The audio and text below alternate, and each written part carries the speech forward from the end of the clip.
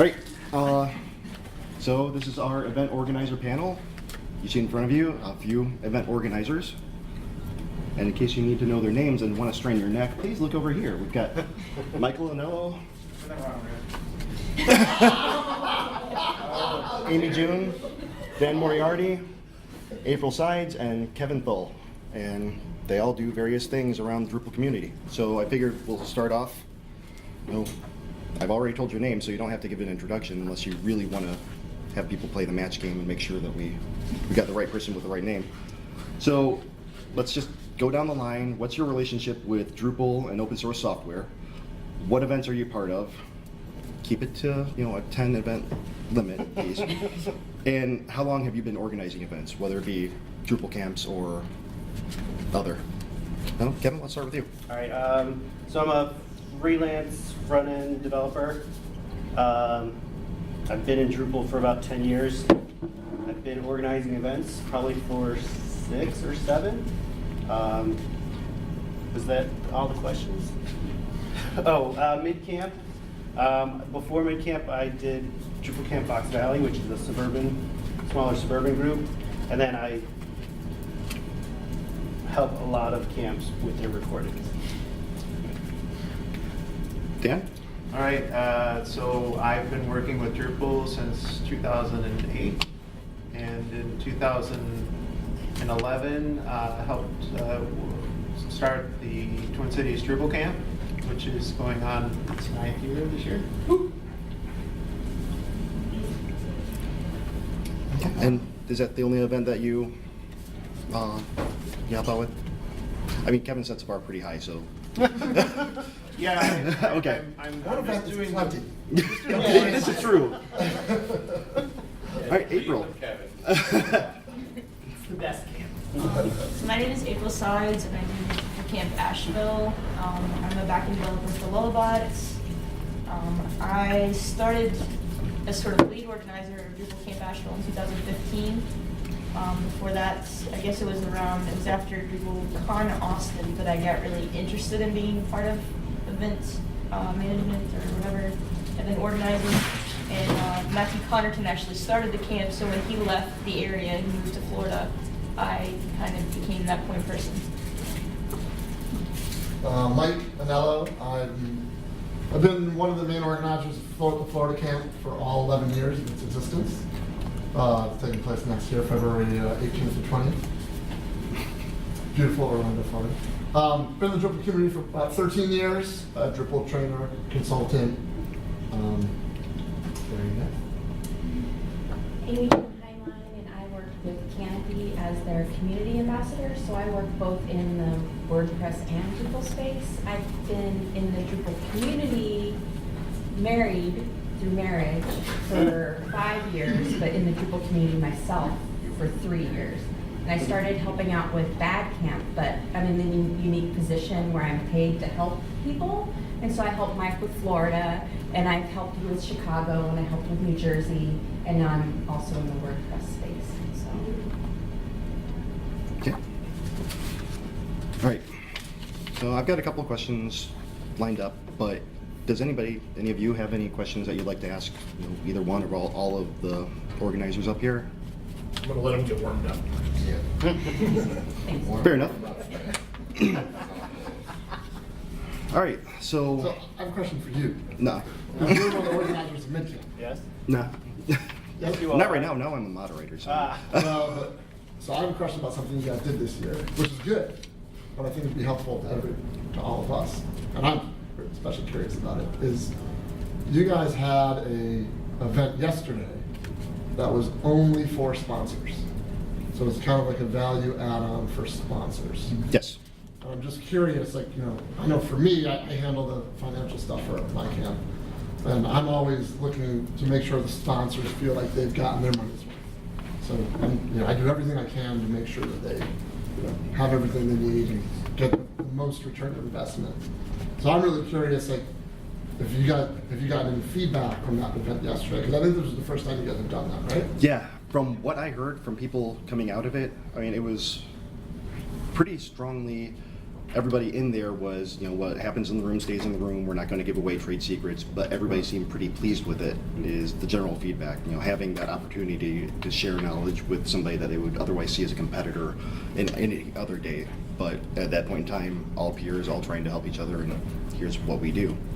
Kevin, did you hear anything? Yeah, similar. Well, I guess I heard a little from some people is I'm not really of an agency that size, so it wasn't really for me.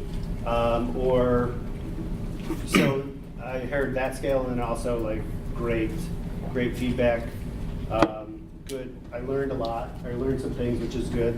Takeaways are important, but also got some feedback on here's some ideas for next year if you do it again, which is great that they're thinking like that. Will you do it again? Well, I definitely want to. We're going to do a sponsor survey at the end and ask a lot about that, because my hope is, and part of the reason we added it is to give value back to the sponsors, to give a reason to sponsor again. Yeah. I think it'd be great if you guys surfaced whatever you Absolutely, learned. absolutely. Mhm. Because that's super valuable. Yeah. Maybe I will ask my question now. But it's for the whole panel, but it builds off of this. So, I feel like, actually I might have just tweeted this, or either that or it's still a draft mode. I feel more and more like Drupal events and Drupal itself is becoming more professional and less sort of about a community, like an open source community. I was just having a discussion up the hallway with some people about that. I don't know that that's a bad thing. I think it's to some extent inevitable. I think that this move towards MidCamp has tried a couple of things, sponsored sessions or sponsored talks by sponsors, this special event.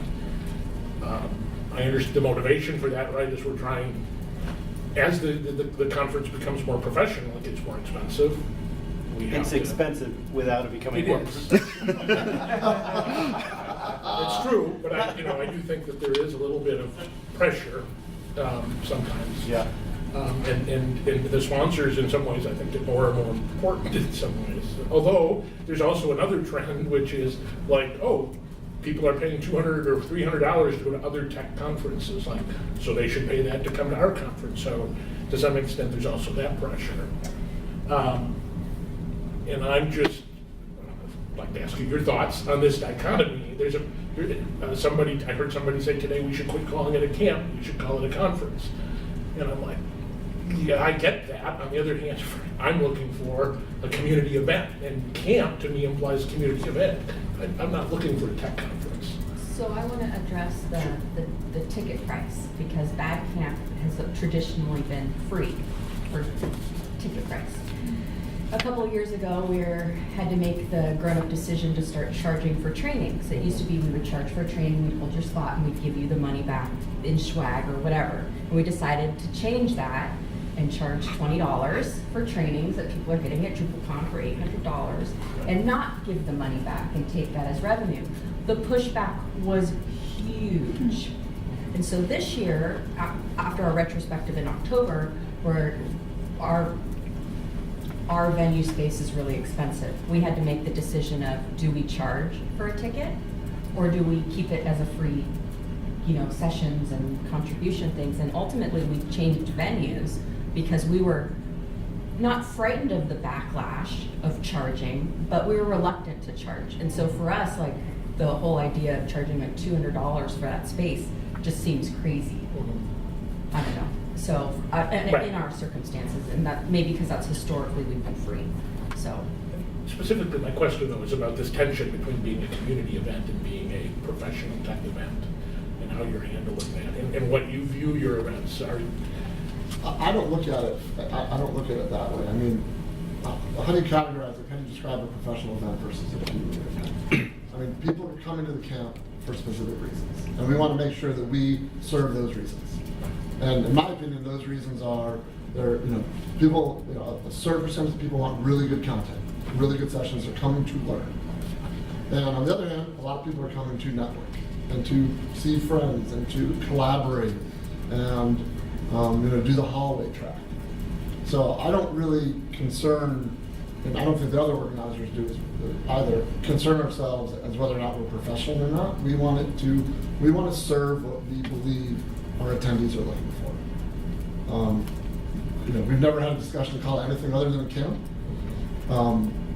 I was actually, I was afraid this year because I'd heard that a lot of other camps sponsorships were down. So we raised our prices this year purely based on that, not based on any other comparison to another event or anything like that. We raised our prices in anticipation of having fewer sponsorships, which thankfully did not pan out. We had more sponsorships, but what in turn we did was we gave away more free passes to the event. Kind of like what DrupalCon is doing this year, right? So I don't really look at it, I don't feel that tension as an organizer. And maybe because I'm simple-minded, but I just focus on, we want our attendees to show up and smile and learn and leave after having a positive experience. So if in the future that means we have to make it more professional, I don't know what I would do differently. Maybe, I don't know. Maybe we do not have live animals at the event, possibly. I don't know. But, what do you do for your free tickets? How do you decide how many? You said you give away some free tickets. What do you? Well, number one, presenters, trainers, volunteers. We're lucky enough. Our venue is other than security and janitorial free to us. So, and it's a technical school, so that school gets as many tickets as they want for their students. And on top of that, if you ask. We also reached out in Florida and offered discounts to user groups and women who code sort of thing, and did a little bit of outreach with here's a discount code. Did you get any? Yeah. Oh, absolutely. Yeah. And I don't think I can only recall one time where someone's asked for a discount or a free ticket and we've ever said no. And it was because it was someone who had sponsored us in the past, a clearly thriving business, who this year they weren't sponsoring us, and they came to us and said, "We'd love to send our whole staff, we have 10 free tickets." I want to see the reason. I want to understand the logic behind it. But it was still early bird, so that's the only time we ever said no, just because none of us understood what the deal was. That was a good opportunity for a yes and. I was just going to say that, just say, yeah, as soon as we get your sponsorship. If we were hard up for sponsors, I probably would have done that. But we were kind of flabbergasted by it. And on the Slack chat, it was a very quick discussion with some very blunt language. Yeah, I mean, we've had similar conversations about student tickets, or how do we discern somebody's a student? We have to start from my perspective. We're just looking at it from, we don't want to lose money. Yeah. Right? And we're lucky enough where we can afford to lose a little bit of money because we have a little bit of nest egg. So we want to say yes. Yeah. And if a group comes to us, a group of students or something, and say we want tickets, we will say yes almost under any circumstances. Yeah. So. Yeah. No, our answer to how do you prove you're a student is by asking for a student ticket. It's if you decide you need a student ticket. But people have mailed us their copies of their IDs. We're like, thanks. I could go get a discount. Just kidding, we don't do that. Nope. One of the ways that you can keep camp price low or free is because, I assume, in your good bad camp space, you're relying on sponsor dollars, right? We have some pretty heavy hitters. Right. Because we're in the San Francisco Bay Area, so we, but a couple of our sponsors, one last year pulled out, and that was really challenging. That was our food budget. And, some of those, and, we had another platform tell us they weren't going to give us as much because everyone in the Bay Area already used their platform. So it's challenging having those bigger sponsorship dollars, because if one of them backs out, that's a huge chunk of change. So, but Right. yeah, that's how we do it, is sponsorship. So How do you get your sponsors to re-up for the following year? Are you trying to do that during the current all camp? the time. them 2020. some incentive for Well- hay? Well, Next okay, year. I'm a community ambassador. Yeah. And so my thing is, it's everyone's sort of obligation to give back to the community. If we're using it, then if you have that sort of money, it's sort of your job to give back. And I come from it from that approach, you know, like you're gonna help someone learn, you're gonna help someone network, you're gonna get someone else into the Drupal community. And so when I ask people, it's basically, hey, you know, give back. Right, Well, exactly. Was it, Kevin, were you telling me yesterday that you guys provide offer a discount for this year's sponsors to re-up for next year? Were you telling me that, or was it one of the MidCamp organizers? We talked about it. We've tried that in the past, and it worked. A lot of people said yes, and then a lot of people didn't then pay. So it's contingent on So you're paying- receiving the money. Yeah, Buy okay. it by a certain But that's a great time. lesson learned. Say, Yes. if you pay by X date, Yeah, you subtract 20% of whatever the number is. yeah. I'm embarrassed I never thought about that. But it's I'm sort of- taking it. We'll Yeah, give you only a think little about it when- 10% But it sort of bombed You have to. when we did it, so we haven't done it since. Last Well, year we got offered, tied to the date, right? which we did, and it still Right. didn't, because Well- it was when we changed venues to DePaul, we needed a bigger venue deposit. Oh, right. So we needed early sponsor dollars that year. Right. We normally have a bit of a nest egg, and we didn't have enough. And we then lost the venue and had to scramble to go back to UIC that year. So that was a rough year. So yeah, that's why we didn't try to do that again, because it didn't work. I mean, maybe we should do it again. We're gonna do it But again. if you, Yeah. if you say. I've been telling people we're doing it. Good. I'm totally cool with that. Yeah. Yeah. Questions? Yeah, so I sort of multiple questions, I don't want questions stacked, but, so first, would you say you have a brand for your events? And then how did you go about developing that, distinguishing from other Drupal camps or events that might be equidistant, why should you come to this or that? Remember MidCamp was MadCamp for. We're but still a that was- little mad. Yeah. That was There's a namespace issue that why we're not mad. Yeah. I think you should answer this. No, it wasn't. It was a philosophical See that bus discussion. coming? Of, oh man, we can't get that domain. So Bad Camp, our big thing is we're free, and we're like the largest free event in North America, and that's how we brand our event. Come to Berkeley, California in October, it's beautiful, and it's free. I like the pirates too. Yeah. Well, but it's also, I look at it, it's an alternative To DrupalCon. to DrupalCon Europe Yeah. in the fall. So And it's 6 months sort of Yeah. halfway between, DrupalCon. And so we thought, like this year, our attendance might go up because so many people aren't getting sponsored with the tickets for DrupalCon, and maybe they'll decide to go to Bad Camp. But we just brand it like that. Yeah, I can't afford DrupalCon anymore. Otherwise, I think the branding is, I mean, I'm taking it more to mean like what your camp's about, right? Not like your logo or anything like that. But it's your location.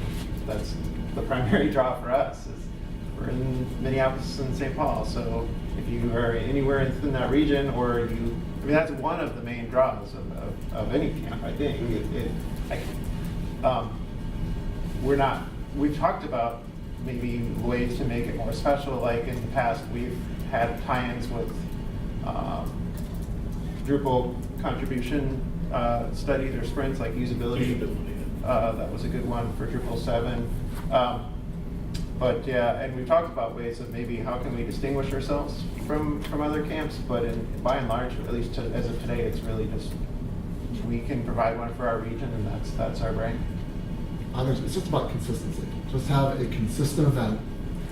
Sure. Yeah, the experience. I like, I think branding is important. I think having a logo that is consistent and a consistent message and consistently, use social media to promote your camp. I think it's all about consistency.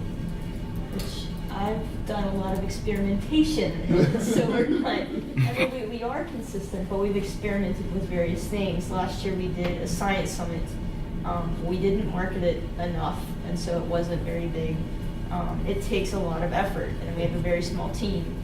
And what's kind of unique about Asheville is that we don't have a huge Drupal community in Asheville, but we're a tourist destination, and the camp was started before me at my time, and it's really like a family reunion. Everyone comes in, and it's a huge community event. We don't have a lot of sprinters, contributors, and so this year we're kind of experimenting with encouraging people to stay for Sunday, because ours is a Friday, Saturday camp event, but stay around on Sunday to do hiking and like be with nature and be with other people in the community, and really a community building sort of retreat is what I'm calling it, to make it a little more official, but just doing something to get to know the community a little better. So see, our motto is typically, come for the code, stay for the weekend, or stay for the week, lead up to the week, or stay the rest of the week. So. Any other questions from out there? I just add something. I, as also an organizer in the Twin Cities, I think we've tried to sort of brand our camp as a fun destination camp, the community building with events, like making sure that there's something to do, inclusive activities to do. We feel like integral to our camp are the parties we've done. Some of you've been to them, and I think MidCamp does a pretty good job of this as well. I've been to Florida camp. You as well have that same philosophy, which is providing activities for people to do. I've been at camps that aren't like that, where you get to the end of the day and everybody goes home. Yeah. And if you're from out of town, that's Something we've done kind of weird. every year for now, I think the past 4 years now, is decrease the number of sessions. Which sounds crazy, but we do it every year. I'm pretty sure we've never had a complaint. Well, no, that's not true. We've had 1 or 2 complaints, but that's not a whole lot. And the reason we've done it is because we believe that the vast majority of people that come to our camp at least, they're not the vast majority, but the majority are looking to network as much as they're looking to sit in sessions. So we increase the time between sessions to half hour. We increase the time of lunch. And then we also place a very high value on all being together at the same time. So we have an opening session. And rather than just having a short closing session, we do lightning talks at the end, which you guys are doing. Stole that from you. Did you steal it? Absolutely. We borrowed. We were inspired by you. This was not mine. This is Mike Herschel's idea, so I'll credit to him. It was a fantastic idea because it's wonderful. Yeah. Because it's a great way to end the day. Everybody in the same room, everyone generally laughing. And re-energized. Re-energized, Social, yeah. And then everyone kind of moves from there to the after event, whatever it is. Yeah. So, I mean, when you take the fact that we've taken away a whole time slot horizontally for lightning talks, and then we reduce the number vertically by increased time between sessions, we end up with a lot fewer sessions, but, we still get really good feedback about the event. And everyone seems to be smiling more, which is really what we're looking for. So have you extended the length of the sessions too then, or no? No, 45 minutes, right? Yeah, 45 minutes with a half hour in between. And it does, I mean, the side effect of that is if people go over 5-10 minutes, it's not a big deal. Yeah. And it's weird because it works really well. Our venue supports it, right? Well, yeah. The shape of the venue. Yep. We tried that at MidCamp. It bombed horribly. Yeah. Because everyone's like, we have so much time. Like, what the are we half doing? hour? Yeah, like Yeah. there was way too much time between sessions. What's going on? Well, the other thing we have going for us, and I know not all camps can do this, we have a partnership with caterer. There is food Oh yeah. nonstop. Yeah. From the time you arrive to the time you leave. There is breakfast in the morning. Yeah. There is an amazing lunch, and then there are cookies and cake and drinks all afternoon. So, in between sessions, there is, you go get something to eat or drink, there's people in the halls, we have a great location for sponsors in the middle, so we're really lucky that a lot of this stuff comes together, and it just enables us to really, really allow the networking to take place. So it's almost a geometry issue, I think. Yeah. If you can arrange your event in a way that really fosters people bumping into one another and having a reason to stop, a reason, pick up a cookie or get a drink, having a reason to stop and start a conversation, that goes a long way. And that's something that we tried here this year. I mean, compared to last year when there was no real reason to go back downstairs and congregate. Now we have a safe from spill. We have all the sponsors in one area. We're all on one floor. There's reasons. If you want to eat, you have to talk to a sponsor. So we're That was a good idea, by the way. so we're and getting the people together there all in one space. And I think we've gotten a lot of good feedback. We've had sponsors from last year who did not re-up on their table saying, man, I wish we would have gotten a table because this is amazing. And Sponsors want foot traffic. yeah, Yes. and this year we're giving it to them. Yep. Yeah. I think it's much better layout this year. And that's something we switched for Bad Camp, because we used to have it on the UC Berkeley campus, and Kevin can attest to this. The sessions weren't spread out enough as far as time goes, but the sessions geographically were spaced out. And so people who had mobility issues, or they wanted to, there was no meeting space besides the expo hall. So we've changed venues where we have it all in a hotel now, because of geographically everything was just so spread out that we didn't have that space, or you had to get, so you cross people, but you got a quarter of a mile to trek, so. Yep, Right. exactly. So one that I wrote down, and we're going to start with AmyJune because we started with Kevin last time that I asked one. What led you to become an event organizer, and why do you continue to do it? Okay, so again, I'm in the unique position where I don't do billable client work, so what else am I gonna do? Your answer is it's your It's job. my job, yeah. And I really like people. I really like traveling. I really like helping out the community in ways other than code. And I try to encourage people to help volunteer, because they don't want to code, but there's other ways. And so I think, setting that example of you don't have to be a coder to be an event organizer is a good thing too. So, and then I am an advocate for open source. I'm an advocate for accessibility. So I set up those kind of meetings too, because I love that, and I love sharing that space with everyone. So that's what sort of, after I got the role, led me to doing more organizations in different venues, different spaces other than Drupal. So yeah. Mike? I do it because I'm selfish. And it's all about, for me, I'm a consultant, I'm a trainer, and I want to, have street cred, and I want to, market what I do, and this is actually a really good way of doing it. So it's not completely because I'm selfish. It's also, I enjoy doing it. It allows me to use the right side of my brain rather than the left side of my brain. But I tell my students all the time, or I tell anyone who's interested in contributing, that scratch your own itch, right? You can be selfish when you pick where you want to contribute, right? If you want to build a business around SEO, then you should contribute to the SEO modules or documentation and become an expert in that. And yes, you're doing great things, you're contributing, but it's helping you personally, and that's okay. So that's one of the reasons why I continue to do it. Anyone who knows me or other organizers at Florida Camp know that for the past 5 years, I've been saying, please, someone do my job.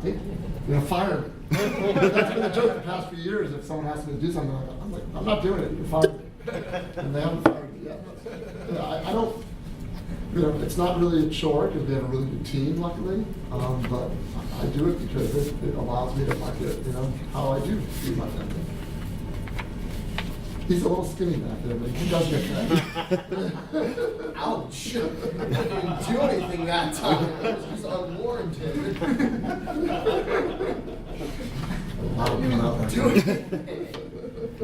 April? I guess for me, it's I think of myself before I enter the community, and I'm always looking to serve that version of me. Like, I want to bring people in, I want to give them opportunities to grow professionally and personally.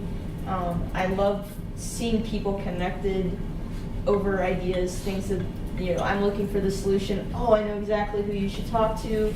And just having everyone together, it's a family reunion, like in Asheville. So I'm always looking for ways to help bring new people in and not let them feel like outsiders. So I'm going to try Such to a do nicer things answer to- than mine.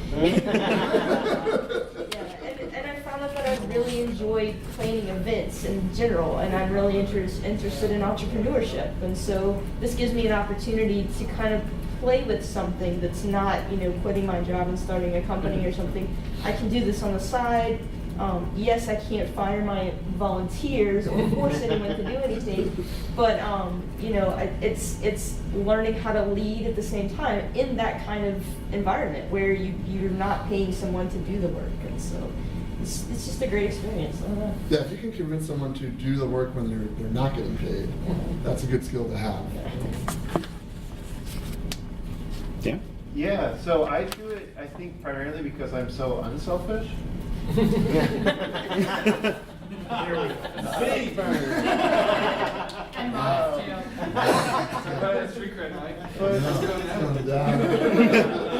But initially, I think I got involved initially because I had just been getting started with Drupal, and this was, I don't know, easy. It's not an easy way, but it was a way for me to give back to the community in a way that I knew how to do, and I felt comfortable doing. So that's why I got involved. But I think it's evolved over the years, and at this point, I view it, at least for me personally, is I want to see the people I know working in the Drupal community and the Drupal project itself succeed, and I worry sometimes about its future, and I think that by hosting and putting on a good camp every year, that's something that we're doing to sort of help bolster that and grow it in the community, and that's really, at least my current motivation. I feel like if I let this thing die, that's gonna just hurt the community, and it's also gonna hurt Drupal in the Twin Cities, and I don't want that to happen. Kevin.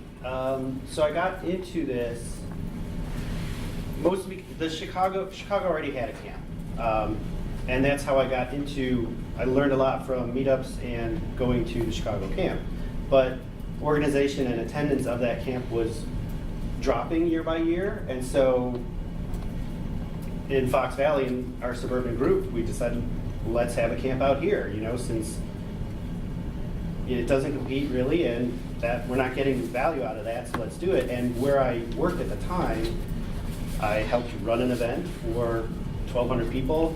I did video work, I did print work, so I had all the experience. So it's like, sure, I'll jump in and see what happens. And then that's sort of how MidCamp came about too.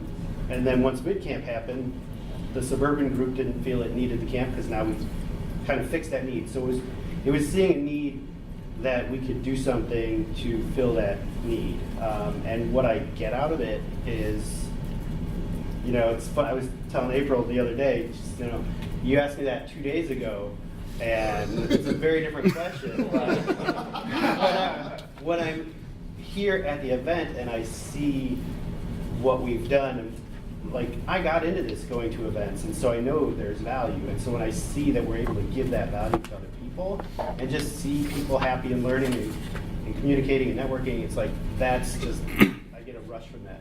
It's that feel-good payback. Yeah.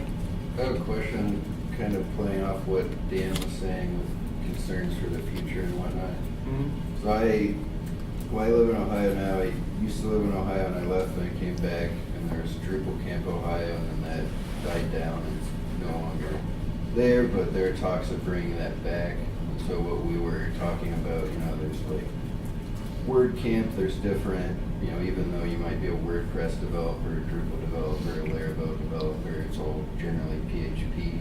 So I've noticed, I think, Nice Camp was open source or whatever. Different camps are kind of broadening their focus. So do you have any comments on that? It's almost like mergers and acquisitions for camps or something. At that camp, we had a downward attendance trend. And so this past year, we invited the Gatsby folks to come in and share some knowledge. And our numbers went up a little bit just because of that. And we are experimenting maybe this year with doing like mini camps before the camps, like allowing some of the other spaces to come in, you know, like little mini summits versus the big summits, you know, and having some more open source communities come in, and maybe that will help with the attendance levels, you know, but that's all in like asking those communities to come in is kind of tricky because sometimes they want more than what we have to offer. So it's, you know, I think it's a good thing, but it's tricky because everyone has their own little, you know, niches and stuff. But we're definitely doing it for the numbers. So. Yeah, we're doing, I think official, right? We're doing a mini camp for Backdrop this year at our camp, and see what, you know, who that brings in, and people that kind of move between those two worlds. I do get concerned though, like I like the idea of broadening it to other technologies and CMSs and stuff, but I still think our brand is still essentially like this. There's only one event that happens specifically about Drupal in the Twin Cities in a year, so I don't want to broaden it away from that, even though everyone is welcome to come. So it's sort of trying to figure out how to bring in people from other experiences into your camp, and how you can do that. I think that's a programming challenge. And then you'd have to rebuild your brand. Right. Different thing. Well, if you The sort of- D can stand for developer. So I don't think it's that difficult from my Yeah, I don't standpoint. think Is so. because Drupal is, I mean, Drupal's a sum of its parts. I mean, you know, right now, DrupalEasy, there's composer parts, there's Symphony parts, there's PHP parts, there's all different front-end technology parts. So it's not a huge effort for us to find speakers on those topics to speak about Composer or PHP. We do a is it React? Yeah, John Tucker. We do a React training, you know, every year at ours, and that enables us to go out to the PHP groups in the area and go to you know, the front end groups in the area and invite them to our event and be able to say, come to our event. Yes, it's a Drupal event, but we have these topics that you will specifically enjoy. We've talked to other we've talked to other, well, it was a content management, a CMS summit group, that they do this. It's, I guess I'm going to go back to what I said with Tim's question. It's definitely a more professional feel. It's in a hotel. It's, you know, it feels very cold as opposed to the warm, chummy Florida Drupal camps we have. And we talked to them about, you know, merging the events and kind of combining resources, and it just, from the beginning, it just did not feel right for us. It just did not feel that we felt like we were going to lose more than we would gain by it. It'd be like a merger with two different corporate functions. Yeah, we just started thinking we don't need to do that because, you know, there are Drupal folk who want to learn, you know, more about React or more about Gatsby or more about this, so we can have those talks and then invite other people in. So, you know, I'd hold on to the culture, hold on to what makes your event, you know, special. Don't dilute it. We've talked about, like, how could we work with the WordPress community and the WordCamp without, like, a complete merger? Like, what would that look like? Would it be a WordPress track? Every year, I beg for a cage match for Drupal. Would it be a WordPress track at Drupal Camp and a Drupal track at WordPress Camp, or even just an event, or would it be just a shared party? Like, you know, like, I don't know. I think there are things you could do that would allow you to kind of, one, maintain your community, but also do facilitate. You know, something. there's enough that WordPress and Drupal and other CMSs have in common that you don't have to make it so you know, we're gonna add some Drupal in here and some WordPress in here. But I don't think it's happening. We're not getting WordPress people. Good. But Well, but how much are we reaching out to that community to say, please submit? WordCamp US in Nashville this year had Drupal talks. Right. Yeah. Yeah. Is everything wrong with Drupal? Is that? So We have a question. it sounds like there's a lot of like outreach to other like people in other technologies, or like ideas of like joining with people in other technologies. I'm kind of curious if or how any of you do like outreach, not like necessarily inviting other groups in, but like just in order to get more participants, as like in terms of like advertising or outreach to like coder camps in the area or like other things like that? Because AmyJune, you were talking about like numbers going down year after year, and I feel like that's a really common situation. And I'm just kind of trying to think of like how other ways of combating that are. So lately, I have been going to local meetups that aren't Drupal and talking about what I do and speaking. I have a talk that is very agnostic to platforms. And so I've been promoting BadCamp by going to other places and saying, hey, we have this thing and it's in October and you're right around the corner. And so that's me doing personal, well, not personal outreach, but outreach as an ambassador, like, you know, but this is just something we've just started though too. So curious to see what the numbers will look like, sure. But you know, I've been going to the Gatsby events and the WordPress events and the Laravel events and, you know, talking about BadCamp. So, and the nonprofit spaces and, yeah. We don't do enough of it. So Yeah. we need to do more. April, you had something to say earlier. I was gonna say that there are some restrictions with WordCamp, I believe, in the way Yeah. that they operate, that we couldn't do a lot of collaboration between the WordCamp events because they just have a very strict model. But But it would have to be a discussion at the high level to see if we can do something. And that is starting to happen because I've been going into the WordPress space and saying there's this great opportunity, and that's when we were talking about having the Drupal tracks and having that, because we want to do a Bay Area WordCamp. It doesn't have the same ring to it as But bad. there's politics, you know what I mean? And so they want to do the cross-pollination. You know, they want to start changing policy, and they want to start having that company that has all the rules sort of have less constriction, you know, so they're working on the WordPress space. I think that I've seen some of those organizers are still doing the WordCamp to get the WordCamp branding and the WordCamp juice, but they also do Wordish camps, kind of that they rename, but it's still the same organizers kind of doing their own open source thing. We tried to, you know, collaborate with some WordPress, the WordCamp organizers here, and somebody from Joomla last year, and it's just hard to get. It's not quite different cultures, but it is different cultures. I mean, we're, you know, can't really get everybody on the same page with how we want to really push things along as a community, a larger open source community, instead of Drupal, Magento, WordPress, you know, everybody in their own silos. There's a lot of crossover from a lot of those. It's just a matter of meshing them and finding out where that sliver of the Venn diagram is that we can really count on. You had a question? Yeah, so, this, like, AmyJune, as you're talking about going to Laravel events. So I attended LaraCon online, which I liked. It was only $25. I thought it was well organized. They even have, you know, watching parties and whatnot. So has anybody experimented with online gatherings? We have not. Okay. So, yeah. And we actually just launched something in Florida this year. It's going to start in May. So Florida's big, right? But we act as one community.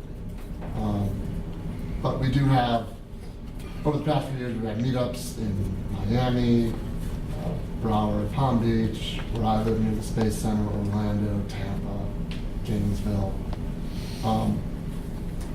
And all of those meetups have become less than periodic, let's say. So they don't all happen every month. And I've been trying to figure out a way to kickstart those and, you know, give a little rah-rah thing every year for a DrupalCamp about it. So this year, my idea, or our idea, I should say, and what we're going to kick off in May, this is March and May, we're going to kick it off, is we are going to have a Florida-wide Zoom channel, and possibly extend it outside of Florida after the first few months. Each geographic area is going to be responsible for a meetup, and it's going to rotate. So In May, it's going to start off on Space Coast where I live, and we're going to have an in-person meetup, and we're going to act as the host for the Florida meetup. So people in the area will come to our meetup, but it will also be broadcast to all of the other meetups, and people can either gather where they have their usual meetups, or they can just pop online from home.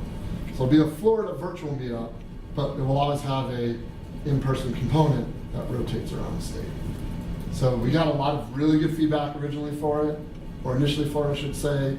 We have the first 6 months planned at this point with speakers and topics and dates and stuff like that. So we're going to try that model and see how it goes. And we've already had requests from people outside of Florida who have meetups to, get in on that schedule, which we are completely open, more than open to.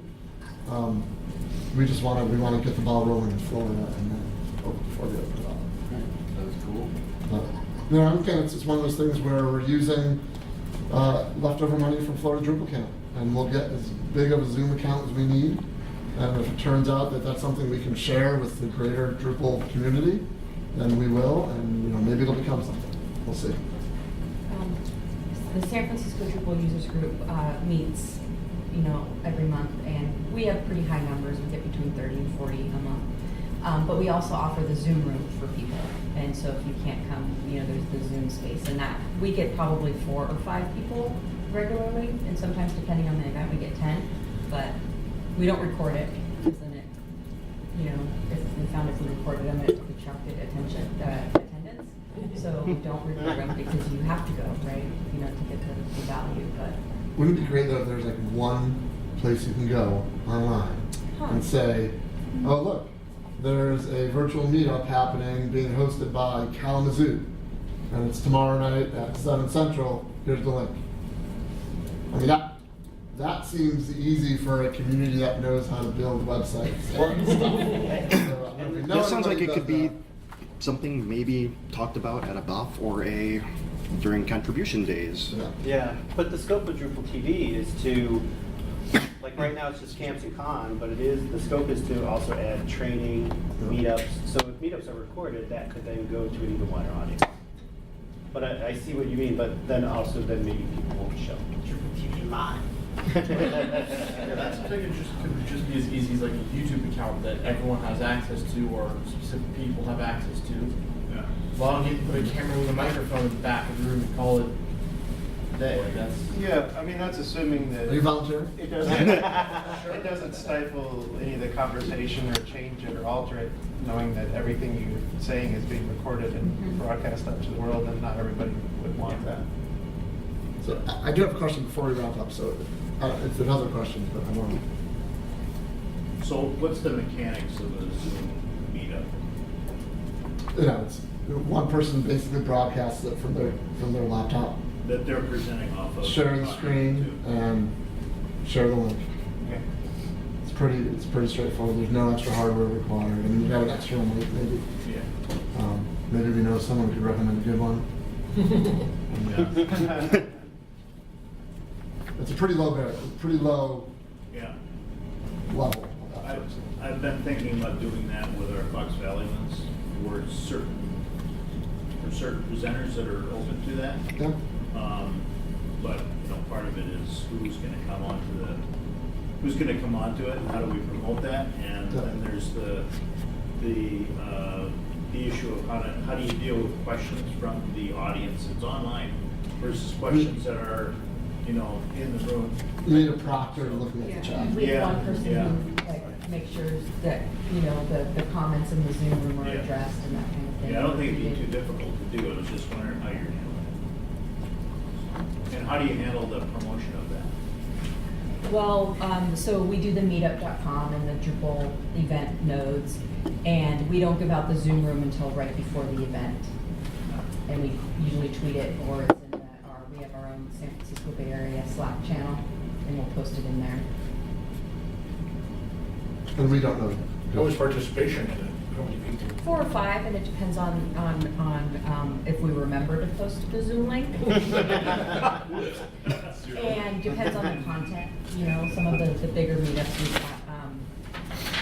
got Some of the, like, you know, we have someone come in, because we're unique because we're the Bay Area, so lots of it's a destination point. So we have people not in our community come in quite a bit and request to have some space, and sometimes, you know, they draw a bigger crowd. So. Hey, Mike, you said you had a question before. Yeah, so this is putting on my other hat in the community. So I'm a member of the community working group, and one of the things that we are looking to do more of is provide resources to the community for conflict resolution. Specifically related to camps, one of the things we're actively working on right now is some type of checklist or resources or guide towards providing a code of conduct for your events. I feel like I should be sitting over there now. I'm actually looking for feedback on this one. Providing a guide for how to have a code of conduct and how to have COC contacts and what to do if there is something happens, and you know, what do you do? What's the process? So we have ideas. We have I think a good base knowledge just from our experience. But I would love to hear like what do events need? Like when it those things that you just said. Yeah. We need those. I mean, I get. And so here's the thing. Like I get that there are camps for some events, and I'm not pointing fingers at anyone up here. Definitely not. There are events that just basically take the DrupalCon code of conduct, copy, paste, change a few things, put a couple names up there, and call it a day. We actually tried to come up with our own version, but then it started raising too many questions. Like, we're not experts in this, so let's just take the one that's trusted by the community. Right, and that's fine. Yeah. That But it is feels like fine. a cop-out.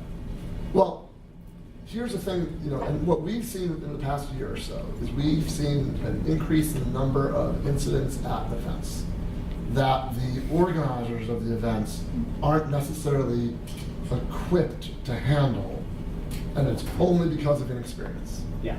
Right? It has nothing, it's not a reflection on the organizers, it's a reflection on the inexperience and the fact that we have not been able to provide good resources. And here's a great example that we just saw recently, is that so ideally you should not only have a code of conduct on your site, at the opening session or some type of global session, you should put something up there and have someone say a few words about, just give the gist of what it is and what to do if there's a problem, right? And there should definitely be contact people. And ideally, it should be a man and a woman. Their names should be up there. Their pictures should be up there, because not everybody knows, you know. You were both standing at the front of the room. I mean, you had us up until then. Like, Yeah, we were. damn it. But we were both standing right next to the projector. Is that okay? There should still, you know, and there should also be like multiple ways to contact that person. Some that are possibly just come find me, but also a discreet way of doing that.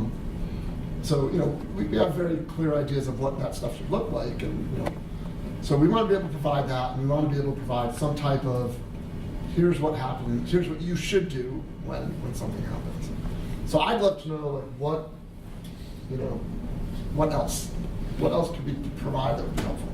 I think in addition to just resources, having training and having, you know, making sure that someone, or like you said, 2 people from each camp are going to be trained and have a better understanding of how to do it and feel more comfortable and confident. So what's the best way to deliver that? So we've had these conversations a lot. So I could put on another one of my hats from a while ago, and I want to be respectful of time. We're down to under 4 minutes left. So in a previous life, I was a paramedic, and part of required training was crisis intervention, where you learn things and you learn, you know, what you should do, what you shouldn't do, how to de-escalate situations. And that's not specific to emergency medical services. The people who do those trainings do trainings for all kinds of walks of life. But it's the stuff, you know, not to go into details of what these incidents were, but you know, it could range anything from somebody saying a rude comment or even something to another person, all the way up to having a mental health issue and maybe becoming combative, or worst case scenario, this is, and so I, not to stand on a soapbox, I do have a little bit of training in that from years past, and I think that it's kind of fortunate in that kind of capacity. But I think other organizers and other camps should at least know where they can go to for training, who they could reach out to, or even if there's a train the trainer type scenario through the CWG that reaches out to camp organizers and says, I'm not sure what the budget is, but hey, we've got a lead here in Chicago of a crisis intervention trainer. Would you like to send a few of your organizers to get this? Hey, we've got a crisis intervention, or hey, we've got a crisis intervention trainer who is middle of the country. We've got enough budget to send a couple organizers from a few camps out. And But where does the budget come from? right, and that's I would hope that each camp, it's in their best interest to provide a safe place, that each camp could come up with some of that cost, depending of course how much it is. You know what idea could be, like you have people that are trained as conduct officers, right? And over time, you train more people and you invite people, make sure you have a couple of people at camp, and then as part of the camp process, you say, hey, this camp, we have these 3 or 4 camp officers, there's a lead, there's a contact information, and that. So do you think that your camps would be willing to share the cost, share the burden of training? MidCamp has already talked about it, yes. Yeah. You can do it online as well, so there's not the travel cost. there are some physical components, at least the one that I took, and not saying that we would be in a position where we need to restrain anybody or anything like that, but just having somebody who at least has some level of certification, not necessarily I'm pretty sure licensure. there's no such thing right now as open source event conflict Right. management training. Right, but It doesn't exist. in the event we have that to find something that is a suitable substitute to provide the skills that we all believe would be the most useful. Right? And, of course, there's going to have to be some legal counsel contacted because, if somebody is acting in a way that is a threat to themselves or others, at what point are we overstepping our boundaries? I mean, ultimately, the intervention should be keep yourself safe, no matter what. If you need to get out of the situation, you get out of the situation. You find a phone, you call 911, and that is number one. If you don't feel safe, and that's watch out for yourself before all others. I know it sounds selfish, but you can't help anybody if you're down. So that's number one. Don't put yourself in anything safe. Don't try to be a hero. So it's a tough decision. At what point do I intervene, and at what point do I just say everybody get out? Police are on their way. And I think somebody who is trained much more in this kind of scenario, specific to, like you said, there's no, well, actually there might be. If somebody came up with the title Conference Crisis Management Trainer, somebody specific to that might have more answers to it. So I think also thinking of like once we figure out the baseline for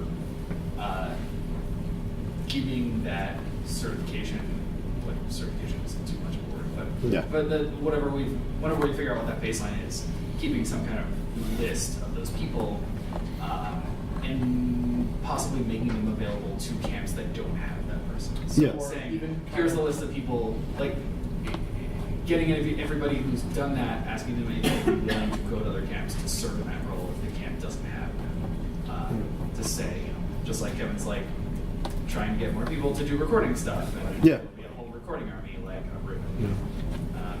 Or as April said, just starting with some online curriculum. Yeah. Share. There is some. I actually took an online course, and maybe we can work with this instructor to be specific to the code of conduct. that It comes was with a that. live online? Yep. It wasn't like a... Yeah. Give people an incentive to do it and say, hey, if you get the certification, you'll get significantly discounted prices. Because you want people there, so you got to give them a reason to go, right? Maybe even do the DrupalCon if it's in North America or wherever. Say, hey, take this class, pay however much it is, and then go back to whatever your small community is, and then let everyone reap the benefits of you going to this class with discounted prices or something like that. certified code of conduct enforcer. I mean, we look at it as, you know, we've had discussions internally about, I mean, how much of it would it matter if during an opening session, you have a slot up there on the code of conduct and there's some sort of badge that says we actually have Yeah. something approved, Yep. you know, code of conduct folks there, or, you know, who have been All trained. right. And they do that in the WordPress space. Is that really? Yes, they do. Okay, we have reached our. They have a code of conduct officers at social events. And they What's the have deal a with they? different thing. and- Okay. Yep. We've reached our time. We are now at 4:40. So this sounds like a great conversation that might take place in a buff as well. Maybe an organizer buff, if somebody wants to put that on the board. You know, since this is the last session of the day, aside from lightning talks, do any of you have any final comments before we take off? So Bad Camp is October 2nd through 5th. Okay. Do any of you have any non-self-promoting final comments? I have one comment. And this is mostly for anyone who watches it. Register for camps earlier. So that way we can do our job. Yes. Oh, boo-hoo. I'm sorry. You obviously got to eat lunch today. It's a good place to practice this at Twin Cities Drupal. Twin Cities. Okay, I'd like to thank our panel up here, AmyJune, Mike, April, Dan, and Kevin for sitting in and helping us fill this slot that otherwise would have been another empty room. Thank you all for asking the questions, and thank you all for coming to MidCamp. This has been great.